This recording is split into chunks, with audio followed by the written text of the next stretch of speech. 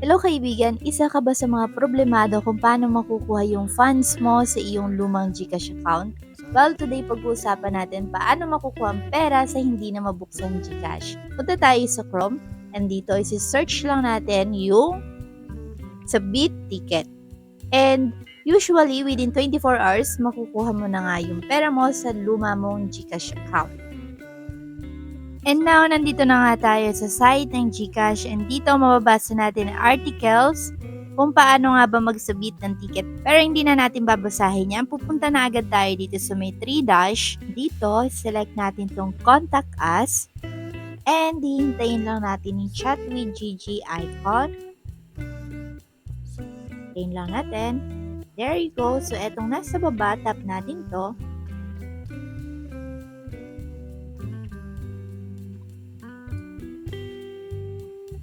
And now, hihintayin lang natin yung greetings from GG. And itatype na natin dito sa may message box yung Sabit Ticket.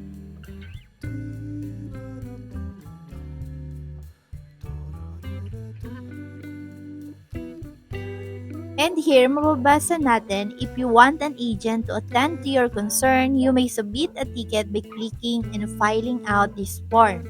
And after ticket submission, we will review your request and will be in touch with you within the next 24 hours. Tap na natin i-submit a ticket para makapagsimula na tayong sumagot ng form. Now, dito sa page ni GCash, ito yung mga kailangan natin sagutan. And syempre, kailangan yung mga ilalagay natin dito ay totoo. And mamaya, ituturo ko sa inyo yung mga dapat nyong isend dito para mabigyan tayo agad ng pansin ni GCash at hindi ma-reject yung ating ticket. Anyway, so dito ilalagay natin yung registered email natin doon sa ating GCash account and ilalagay din natin yung complete name natin dito sa may box. Select the country where you registered your GCash account. Dito meron arrow pero ako hindi ko napapalitan yan dahil sa Philippines ako. And dito yung mobile number natin, ilalagay lang natin dito, okay? And wag na kayo mag-include ng any spaces, sabi dito ni GCash. So ito yung example. And dito sa may concern category, napakahalaga na mapili natin yung tamang reason kung bakit magsasabit tayo ng ticket. Tap lang natin yung arrow para makapili tayo. And dahil nga yung sa atin is gusto natin malipat yung ating pera from old account to new account, wala siya dito, ano. Pero don't worry dahil meron pa naman arrow sa mga gilid, ibig sabihin, under nito may GCash account, malamang nandito yon. Tap natin tong arrow. And here, ito na nga yung mga topic na pwede natin pagpilian. So, kung problema nyo, hindi kayo makapag-register sa GCash, ito yung piliin nyo. Pero ang hahanapin ko kung paano nga natin maililipat yung ating pera dun sa ating bagong GCash account. Ayan o, pwede rin pala tayo mag-retrieve ng funds from deleted account. Diba ang galing? In my case, ito yung pipiliin ko. I want to transfer my funds and services from my old to my new account. So, ito yung piliin natin. Pero depende yan sa inyo ako ano yung pinakamalapit na makakapag-describe dun sa problem nyo, okay? Your account type, pipili lang din tayo dito. Ako ay Filipino citizen, 18 plus years old with Philippine SIM. And dito ilalagay natin yung ating old GCash mobile number. So, dapat kailangan tama po yung mga ini-input nyo na details dito, okay? So, etong luma ilalagay natin dito dun sa GCash na hindi natin mabuksan. And ita-transfer natin siya sa fully verified GCash mobile number. Kailangan fully verified na din yung account kung saan dun mo ita-transfer yung pera from old account. Okay? So, wag po kayong malilito. And dito, ilalagay lang natin yung ating first name, middle name, and last name.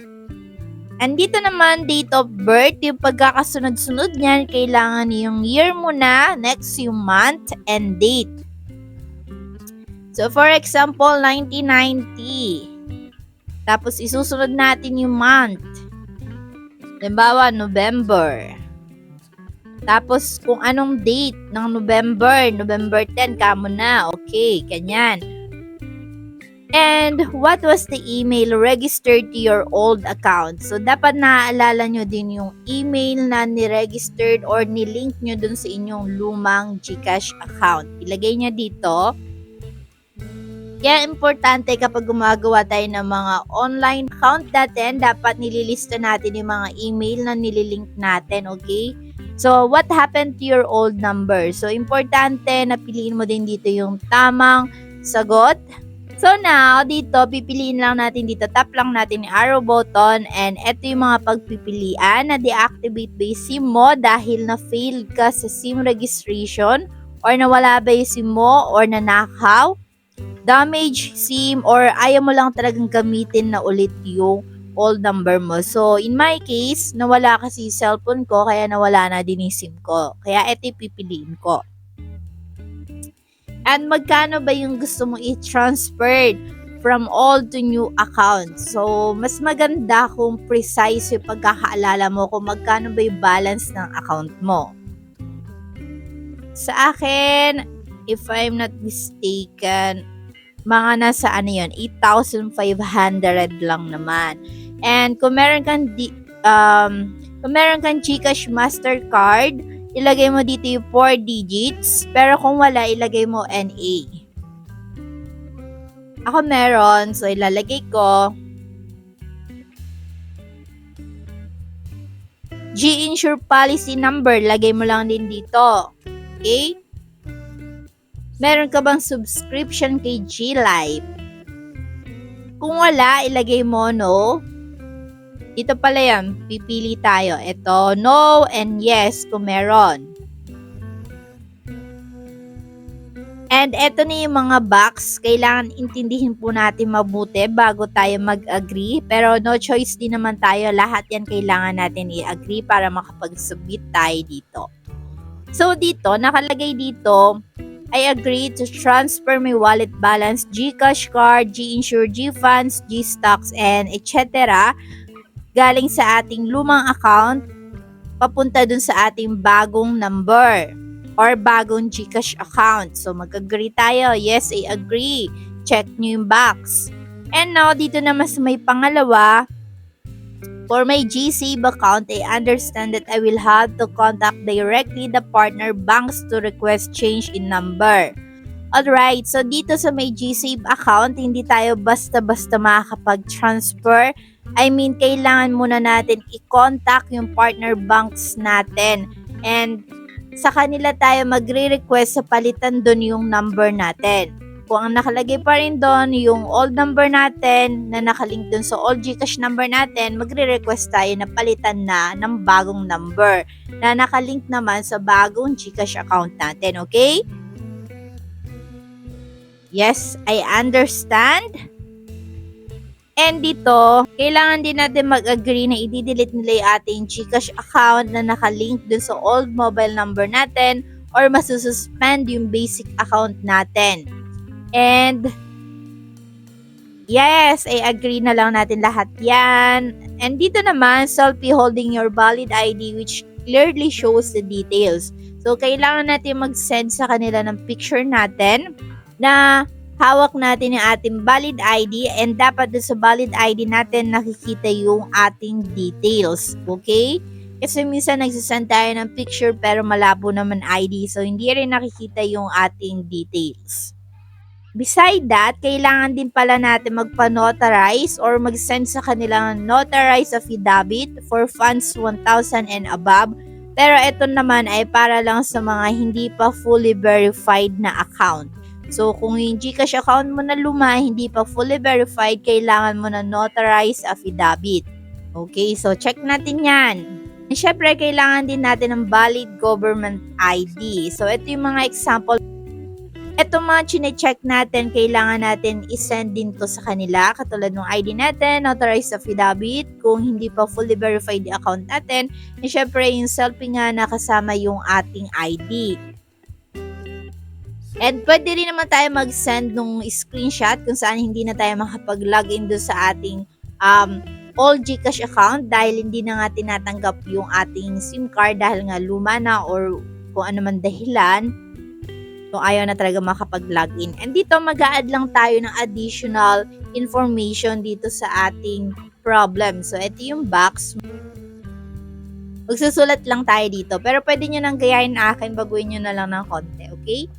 Pero mga kaibigan, pwede rin naman kayong gumamit ng Tagalog language, okay?